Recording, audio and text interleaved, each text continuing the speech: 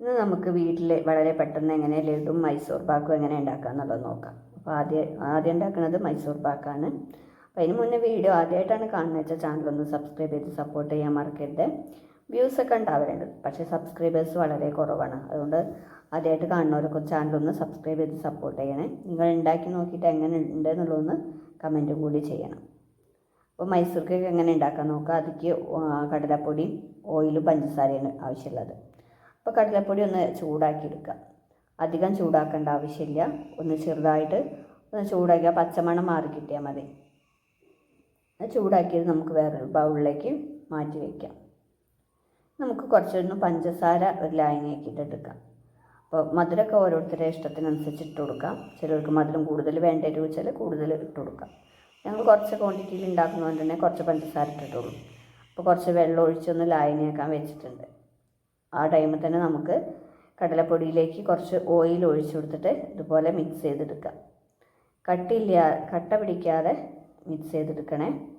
അപ്പോൾ ഓയിൽ ഇനിയും ആവശ്യമുണ്ടെന്ന് വെച്ചാൽ കുറച്ചുകൂടി ഓയിൽ ഒഴിച്ചു കൊടുക്കാം. എന്നിട്ട് നല്ലവണ്ണം ഒന്ന് മിക്സ് ചെയ്തെടുക്കാം.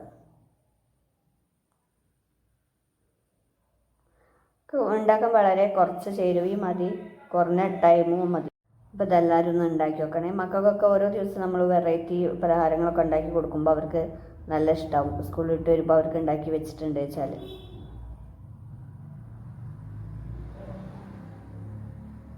അപ്പോൾ ഇത് നല്ല ഒന്ന് മിക്സ് ചെയ്തെടുത്തിട്ടുണ്ട്. പഞ്ചസാര ലായനി ഒരു നൂൽ പരുവാവണ ടൈമിലാണ് അതിലേക്ക് ഒഴിച്ചു കൊടുക്കേണ്ടത്.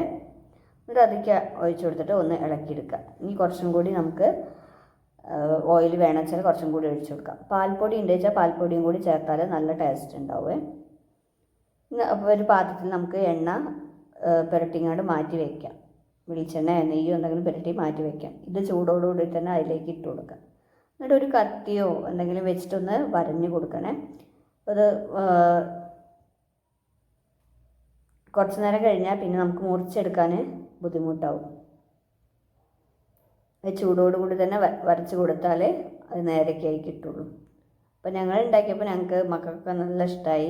അപ്പോൾ നിങ്ങളും ഉണ്ടാക്കി നോക്കുക കേട്ടോ. ഇനി നമുക്ക് അടുത്തത് ലഡു എങ്ങനെ ഉണ്ടാക്കാൻ നോക്കാം. അതിനും വേണ്ടത് കടലപ്പൊടി തന്നെയാണ്. കുറച്ച് ഇത് ഞങ്ങൾ ആദ്യമായിട്ട് ഉണ്ടാക്കണോണ്ട് കുറച്ച് എടുത്തിട്ടുള്ളൂ. കടലപ്പൊടിയിലേക്ക് ഒരു നുള്ളു ഉപ്പിട്ട് കൊടുത്ത് പിന്നെ കളറിന് വേണ്ടിയിട്ട് കുറച്ച് മഞ്ഞൾപ്പൊടിയും കൂടി ചേർത്ത് കൊടുത്തിട്ടുണ്ട്. ഇനി കുറച്ച് പച്ചവെള്ളമാണ് കേട്ടോ എടുത്തിട്ടുള്ളത്. അതൊഴിച്ച് നല്ല ഒന്ന് മിക്സ് ചെയ്തെടുക്കുക.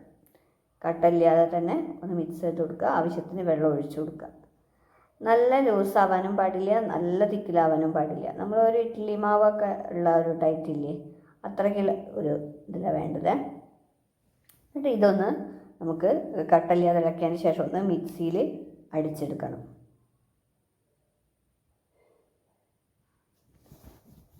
ലാലുട്ടിക്ക് നല്ല ഇഷ്ടമാണ് ലഡു ഒക്കെ ഉണ്ടാക്കിയിട്ടുണ്ടെങ്കിൽ. എപ്പോഴും പുറത്ത് പോയിട്ടുണ്ടെങ്കിൽ ലഡു വേണമെന്നാണ് പറയൽ. അപ്പോൾ ഞങ്ങൾ വീഡിയോ കണ്ടപ്പോൾ വേറൊരാൾ ഉണ്ടാക്കുന്ന വീഡിയോ കണ്ടപ്പോൾ ഒന്ന് ഉണ്ടാക്കി നോക്കിയതാണ്. അപ്പോൾ ഇതൊന്ന് മിക്സിയിൽ അടിച്ചെടുത്തിട്ട് വരാം. അമ്മൂന് മധുരങ്ങളൊന്നും അധികം ഇഷ്ടമല്ല, ഒരാൾക്ക് മാത്രമേ ഇഷ്ടമുള്ളൂ. അപ്പോൾ പിന്നെ ഞങ്ങൾ കുറച്ചൊന്ന് ഉണ്ടാക്കി നോക്കാച്ചിട്ട് ഉണ്ടാക്കിയതാണ്. അപ്പോൾ ലാലുട്ടിക്ക് നല്ല ഇഷ്ടമായി. ഇനി കുറച്ച് ഓയിൽ ചൂടാക്കാൻ വെച്ചിട്ടുണ്ട്. ആ ഓയിലേക്ക് ഇതുപോലെ ഒരു ഓട്ടുള്ള കയ്യിൽ ഇങ്ങനെ കുറേശ്ശെ ഒഴിച്ച് കൊടുത്തുങ്ങാണ്ട് അതിങ്ങോട്ട് കോരിയെടുക്കുക. നല്ല മൊരിഞ്ഞ് പോകാനൊന്നും പാടില്ല കേട്ടോ. അപ്പം തന്നെ അങ്ങോട്ട് എടുക്കണം, വേഗം കോരിയെടുക്കണം. എന്നിട്ട് അത് കോരിയെടുത്തൊന്ന് ചൂടാറിയതിന് ശേഷം ഒന്ന് മിക്സിയിലിട്ട് കറക്കിയെടുക്കണം.